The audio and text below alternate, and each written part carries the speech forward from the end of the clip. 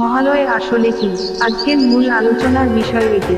তো বন্ধুরা, প্রতিদিনের মতো আপনাদের কাছে একটাই অনুরোধ, চ্যানেলটিকে সাবস্ক্রাইব করে সঙ্গে থাকবেন, যাতে নতুন কোনো ভিডিও আপলোড করলে আপনার কাছে পৌঁছাতে পারে। তাহলে জানা যাক মহালয়া আসলে কি। মহালয়া হিন্দু ধর্মাবলম্বীদের জন্য একটি গুরুত্বপূর্ণ উৎসব, যা সাধারণত দেবী দুর্গার আগমনের সূচনা হিসেবে পালিত হয়। এটি মূলত দুর্গাপূজার একটি গুরুত্বপূর্ণ অঙ্গ এবং শারদীয়া দুর্গাপূজার ঠিক আগে অনুষ্ঠিত হয়।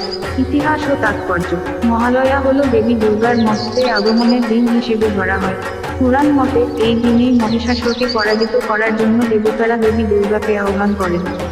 এই দিনটি পিতৃপক্ষের শেষ দিন এবং দেবীপক্ষের শুরু। পিতৃপুরুষদের উদ্দেশ্যে তর্পণ করা হয় মহালয়ার দিন।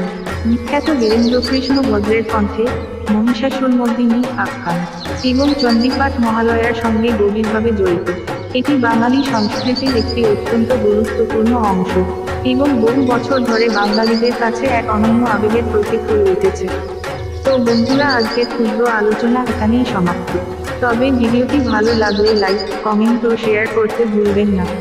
তাহলে দুর্গাপূজা সবার আনন্দে কাটুক, আর এই মনের আনন্দে ভালোবেসে বলুন, জয় মা দুর্গা।